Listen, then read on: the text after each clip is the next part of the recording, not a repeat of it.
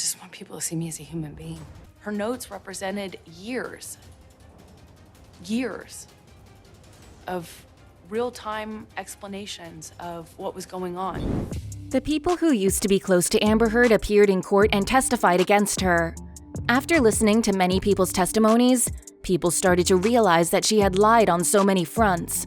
So many arguments Amber put forward in order to back her allegations, they felt shallow after different people come forward and testified for Johnny. Now she has come up with the notes of her therapist. Let's see what's been going on that front. Amber Heard continues to stand by her claims against Johnny Depp. Ahead of an interview with Savannah Guthrie, the actor revealed that she gave the NBC show documents from a therapist that represented years of real-time explanations of what was going on. In a preview clip, Heard claimed there was a binder worth of years of notes dating back to 2011, taken by her doctor to whom she was reporting the abuse.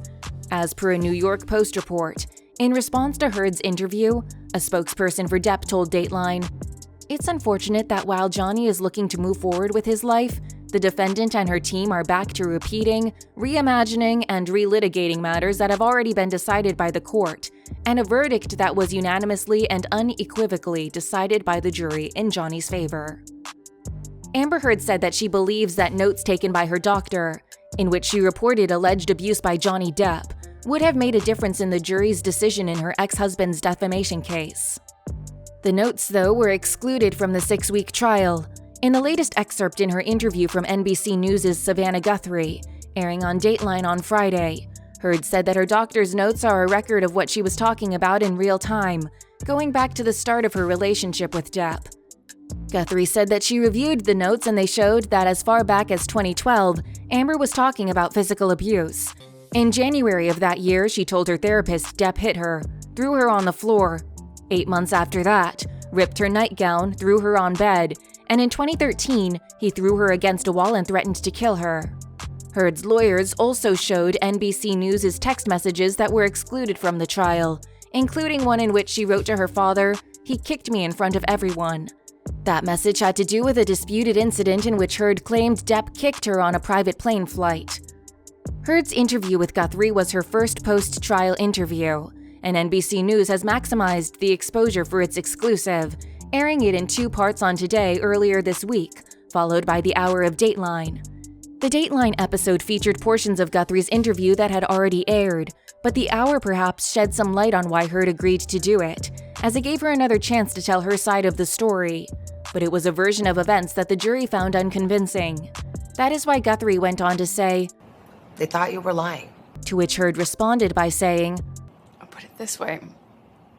How could they make a judgment? How could they not come to that conclusion? They had sat in those seats and heard over 3 weeks of nonstop, relentless testimony from paid employees and, towards the end of the trial, randos, as I say.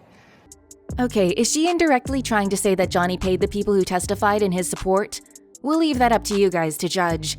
Amber Heard then started being self-deprecative as she said, I don't blame them. It wasn't, I don't blame them. I actually understand he's a beloved character and people feel they know him. He's a fantastic actor.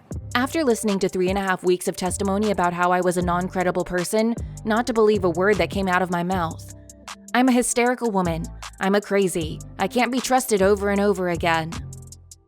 Heard defended the op-ed that was at the source of the defamation claim, arguing that it was not about her relationship with Depp, but the issue of domestic violence and legislative reforms.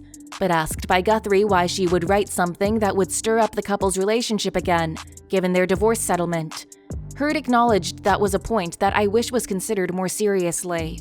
One jury appeared on Good Morning America earlier this week and said that Heard didn't come across as believable. She claimed that she didn't instigate physical fights, but audio was played during the trial in which she acknowledged starting one. While talking about the tapes, Heard said, I know much has been made of these audio tapes, and as I testified on the stand, what you hear in those clips are not evidence of what was happening. It was evidence of a negotiation, of how to talk about that with your abuser. Guthrie asked Heard, He said he never hit you. Is that a lie? Yes, Heard said. Guthrie also highlighted another aspect of Depp's case, photos showing Heard looking unblemished after the alleged abuse. While shedding some light on that, Heard said, "What I learned in that trial is that it is never going to be good enough. If you have proof, then it was a scheme. It was a hoax. If you don't have proof, it didn't happen. If you have a bruise, it's fake. If you don't have a bruise, then violence clearly didn't hurt you. If you told people, then you're hysterical. If you didn't tell anyone, it didn't happen." Do you think despite all the aforementioned things in which Heard was actually caught fabricating evidence or lying, Heard is telling the truth when she said her report was not included, and that if it had been included, it would have made a difference? Do leave your opinion in the comment box, and in order to stay updated, stay tuned.